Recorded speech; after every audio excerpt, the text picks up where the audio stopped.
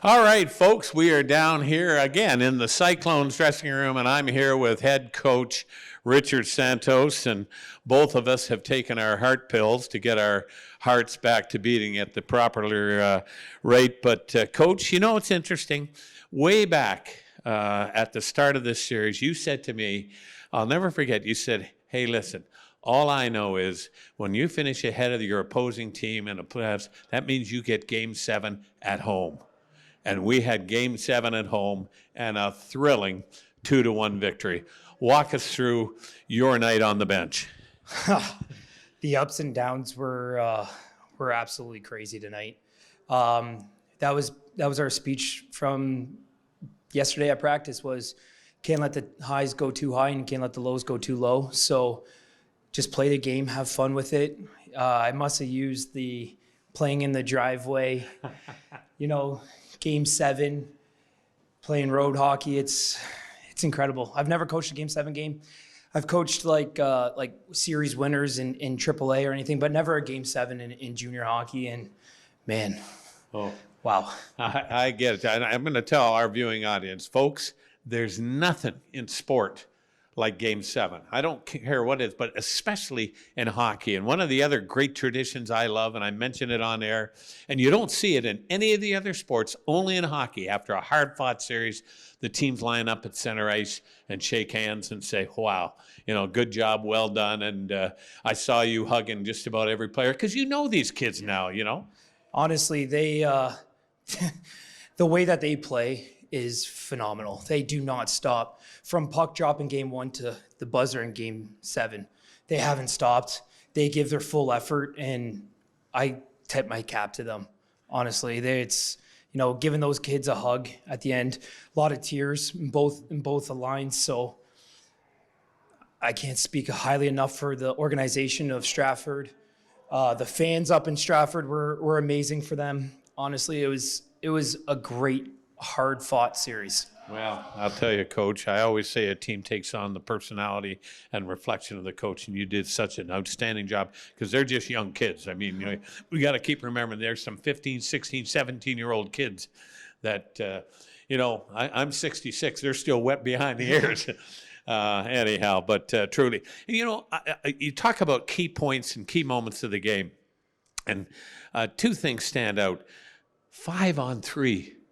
And we kill it off. I said to Dave Goff, oh, Nelly, 5-on-3 with 1:25 still to go in the first power play. So that's super key. And what a job that defense. You got Bassick and Forte Smith out there, the veterans that, just the right chess move. That had to be really satisfying for you. Oh, absolutely. 5-on-3, 8 minutes left in a Game 7, up 2-1.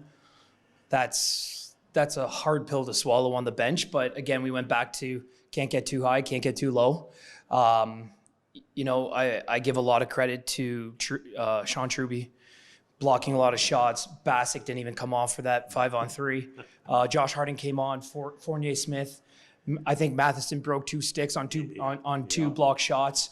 And, that was a big talking point for us was block shots.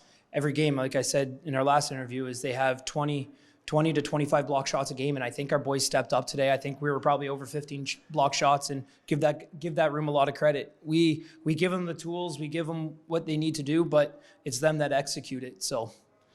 And I'll tell you, another kid I was impressed with. Boy, was it ever nice to see 18 back in the lineup tonight for you. And he's still not 100%, but he was playing with his heart, diving to get pucks out, especially there in the last minute. I marveled at Dylan Richter. I can't speak highly enough of that kid. Honestly, he was a kid that was like, if I'm going, I'm going. And I'm not, no restrictions. That kid's in a lot of pain right now. He's probably still crying in his stall, but he fought through it, just like our team since day one. It's been, next man up, hard work. I can't speak highly enough of that kid. Ah, that's great, Dylan Rector. And, Coach, one other person. A couple of games ago, the poor kid was fighting the puck. He let a goal in with 0.1 seconds to go, went off his glove. It happened twice in the game. And I remember saying to you, it's like you're playing baseball and you make an error in the outfield and runs score. You're saying to yourself, please don't shoot the puck at me. Please don't hit the ball to me. But Gannon Hunter was a tower of power for you tonight. Honestly, I'm going to go back to the trade deadline. Trade deadline, I brought both goalies in, and you have two 17-year-old goalies, and I asked them point blank, can you guys do it for me as two 17-year-olds? Both of them looked at each other and absolutely said, this is our net. We didn't even go look for another goalie. We didn't go do anything. We trusted them. And Gannon Hunter, only 3 goals in the last 6 periods. 17 years old, playing in front of 2,000 fans tonight. I know. Hey, that kid has a set on him.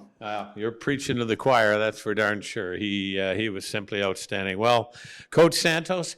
I got one more shout out, though. I got one more shout out. Fire away, Coach. If it wasn't for our fans tonight, I don't know where we'd be. To all you fans that came out tonight, I thank you so much. You guys were loud. You guys were on. Be here for game 1 or game 2, wherever we are. We're going to need you guys again. We're hoping it's game 1. I'm pulling for the London Nationals on Tuesday night in St. Mary's, and that will decide who we play, whether we have home ice or whether we're going to travel to St. Mary's. Well, listen, Coach Santos, it has been a delight for this gentleman here to watch your team all season long, and they have thrilled us. You've done a tremendous job, and I can't tell you, these are young kids. These aren't men that you're dealing with. They're very young men, very impressionable, but your leadership, well, you're going to a conference final, and that's really something, Coach. Absolutely. It's from the top down. It's, you can only say so much. It's them that got to buy in, them that got to believe it, and I think you see today, the first period we're gripping our sticks a little hard, but second period we came out flying in, and I give all the credit to those guys in the room, from the kids that didn't get into the lineup tonight to the kids that played over 20 minutes. If it's not for us in practice, if it's not for our ex-players that were here at practice with us on Saturday, I don't know if we're here. So I give everybody a lot of credit. Wonderful. Well, listen, Chris Taylor is hiding behind the camera, and yes, folks, he made his own supper tonight. He didn't go to DoorDash. I'll tell you, I'm so proud of him.